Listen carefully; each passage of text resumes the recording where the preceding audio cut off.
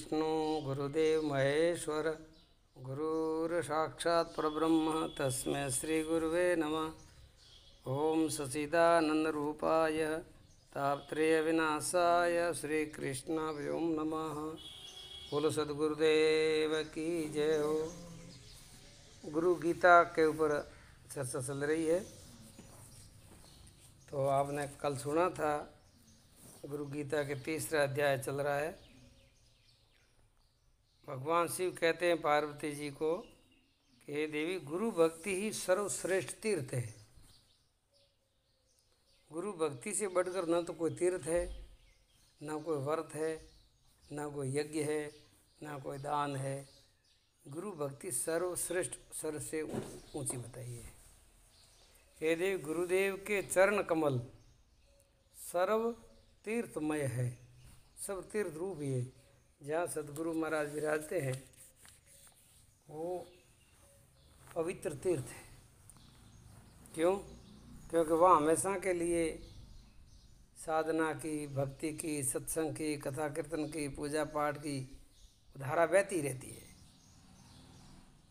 इसीलिए वो सबसे श्रेष्ठ तीर्थ बताया है। अब भगवान शिव जी कहते हैं, देवी, जो लोग इस बात पर श्रद्धा नहीं करते हैं और जो मनमुखी है, अपने मन मर्जी के हिसाब से चलते हैं, उनके लिए ये मेरा उपदेश नहीं है। लिखा है, कन्या के भोग में रत, स्वस्त्री से विमुख, ऐसे बुद्धि शून्य लोगों को मेरा ये आत्म प्रिय परम बोध मैंने नहीं दिया है। जो गुरुमुखी है उनके लिए है, मनमुखियों के लिए नहीं। अभक्त हो, कपट रखता हो, धूर्त हो, पाखंडी हो, नास्तिक हो, इन्हों को ये गुरु गीता कहने का मन में सोचना भी नहीं चाहिए। ऐसे लोगों को ये गुरु गीता का उपदेश बिल्कुल नहीं देना चाहिए। शिष्य के धन को अपहरण करने वाले गुरु तो बहुत मिलते हैं, लेकिन शिष्य के हृदय के संताप को हरने वाला एक गुरु भी संसार में दुर्लभ है, ऐसा मैं मानता हूँ। भगवान शिव खुद कहते हैं, ये मेरा अनुभव है, संसार में शिष्य की सेवा लेने वाले शिष्य की धन संपत्ति ले सकते हैं, ऐसे गुरु तो बहुत मिल जाएंगे, लेकिन शिष्य के पापों का हरण करने वाले, शिष्य के अज्ञान को हरण करने वाले ऐसे गुरु संसार में बहुत ही दुर्लभ होते हैं, बहुत कम मिलते हैं। भगवान कहते हैं, जो चतुर हो, विवेकी हो, अध्यात्म ज्ञान के ज्ञाता हो, पवित्र हो, निर्मल मानस वाले हो, जिसका मन निर्मल हो, अंतःकरण निर्मल हो, उनमें गुरुत्व तत्व शोभा पाता है। उनके भीतरों गुरु तत्व प्रकट होता है। गुरु निर्मल, उनका स्वभाव निर्मल होता है और उनका शांत स्वभाव होता है। साधु स्वभाव के मीत भाषी, उनकी वाणी भाषा मधुर होती है। वो सत्य बोलते हैं और हितकारी बोलते हैं, वो कल्याणकारी बोलते हैं। काम क्रोध से अत्यंत रहित, सदाचारी और जितेंद्रिय होते हैं। वो सदाचारी होते हैं और मन और इंद्रियों के ऊपर उनका विजय होता है। सूचक आदि भेद से अनेक गुरु कहे गए हैं। गुरुओं के अनेक प्रकार के भेद बताए गए हैं। जैसे अपने को कोई शिक्षा सिखाता वो भी गुरु है, कोई कला सिखाता वो भी गुरु है, स्कूल में पढ़ने के लिए जाते हैं तो वो भी गुरु है। तो ऐसे कई गुरु है संसार में। लेकिन बुद्धिमान मनुष्य को स्वयं योग्य विचार करके तत्वनिष्ठ सद्गुरु की शरण लेनी चाहिए। मतलब गुरु कैसा होना चाहिए? गुरु तत्व ज्ञानी होना चाहिए, तत्वनिष्ठ होने चाहिए, तत्व के बारे में उनको सही जानकारी होनी चाहिए। ऐसे गुरुजनों की शरण में रहना चाहिए। ऐसे गुरुजनों की शरण में रहने से शिष्य का अज्ञान का अंत होता है और शिष्य को आत्मज्ञान होता है और सारे बंधनों से वो मुक्त होता है। हे देवी, वर्ण और अक्षरों से सिद्ध करने वाले बाह्य लौकिक शास्त्रों का जिनको अभ्यास है वह गुरु सूचक गुरु कहलाता है, वो सूचक होता है। हे पार्वती, धर्म अधर्म का विधान करने वाली वर्ण और आश्रम के अनुरूप विद्या का प्रवचन करने वाले गुरु तो तुम वाचक गुरु जानो। वो वाचक गुरु होते हैं, खाली कहते बहुत कुछ है और करते नहीं है, करते कुछ और है। इसलिए अब कहते हैं, भगवान शिव कहते हैं, हे देवी, पंचाक्षरी आदि मंत्रों का उपदेश देने वाले गुरु बोधक गुरु कहलाते हैं। हे पार्वती, प्रथम 2 प्रकार के गुरुओं से ये गुरु उत्तम है। ये तीसरा जो गुरु है इसको गुरु को कहते हैं बोधक गुरु। बोधक जो पंचाक्षर मंत्र देते हैं शिष्य को, तो वो है बोधक गुरु। ओम नमः शिवाय, ये जो मंत्र है पंचाक्षर मंत्र है, तो वो बोधक गुरु है। बोधक मतलब बहुत ज्ञान प्रकाश करने वाले, वो इन दोनों से श्रेष्ठ है। पहले बताया था ना, ये तो सूचक गुरु और दूसरा वाचक गुरु। उनसे ये तीसरा गुरु जो बोधक गुरु, ये बोध देने वाला, ज्ञान देने वाला, वो गुरु श्रेष्ठ है। आगे बताते, मोहन, मारण, वशीकरण आदि तुष मंत्रों को बताने वाले गुरु को तत्वदर्शी पंडित निश्चित गुरु कहते हैं। वो निश्चित गुरु है, वो गुरु मौड़ा है। उन गुरुओं का उपदेश नहीं लेना चाहिए, ऐसे गुरुओं को गुरु नहीं बनाना चाहिए।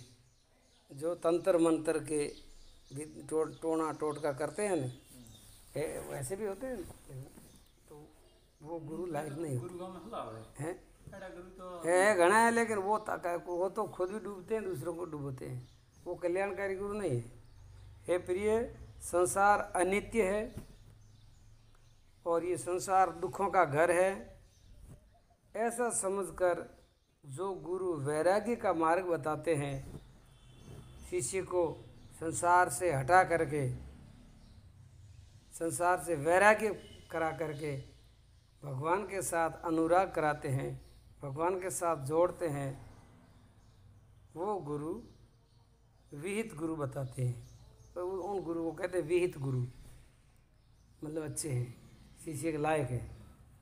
हे पार्वती, तत्वमसि आदि महावाक्यों का उपदेश देने वाले, संसार रूपी रोगों का निवारण करने वाले गुरु कारणाख्या गुरु कहलाते हैं। कारण आख्य गुरु कहलाते हैं। वो 5वें प्रकार के गुरु होते हैं। सर्व प्रकार के संदेहों को जड़ से नाश करने वाले चतुर है।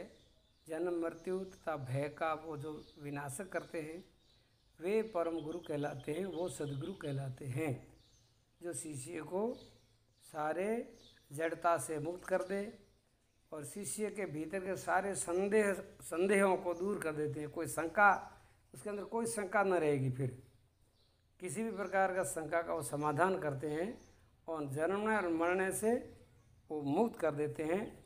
ऐसे गुरुओं को सदगुरु कहते हैं। तो अनेक जन्मों के किए हुए पुण्यों में से ऐसे महागुरु प्राप्त होते हैं। उनको प्राप्त कर शिष्य पुनः संसार बंधन में नहीं बंधता, अर्थात वो मुक्त हो जाता है। इसलिए कहते हैं ऐसे जो गुरु होते हैं वो सारे बंधनों से मुक्त कर देते हैं। हे पार्वती, इसी प्रकार संसार में अनेक प्रकार के गुरु होते हैं। इन सब में एक परम गुरु का ही सेवन सर्व प्रयत्नों से करना चाहिए। परम गुरु सबसे श्रेष्ठ है। परम गुरु कहो, सदगुरु कहो, वो वही है जो अपने को कल्याण का मार्ग बताते हैं।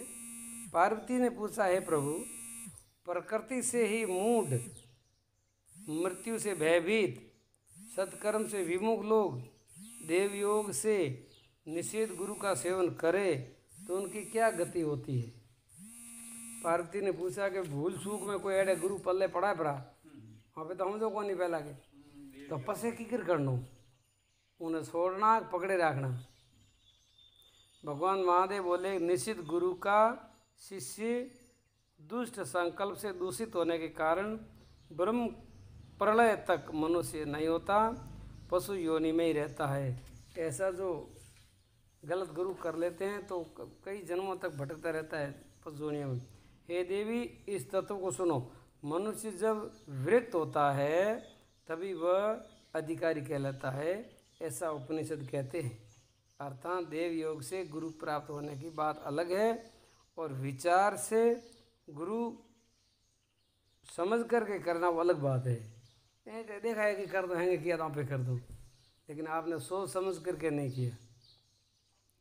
गुरु किया जाता है सोच समझ करके, विवेक से। कल्याणकारी गुरु करना चाहिए। इसलिए भगवान शिव कहते हैं अखंड एक रस नित्य मुक्त और निरामय ब्रह्म को अपने अंदर ही जो दिखाते हैं वही सच्चे गुरु होते हैं। परमात्मा को आपके भीतर ही बता देते हैं।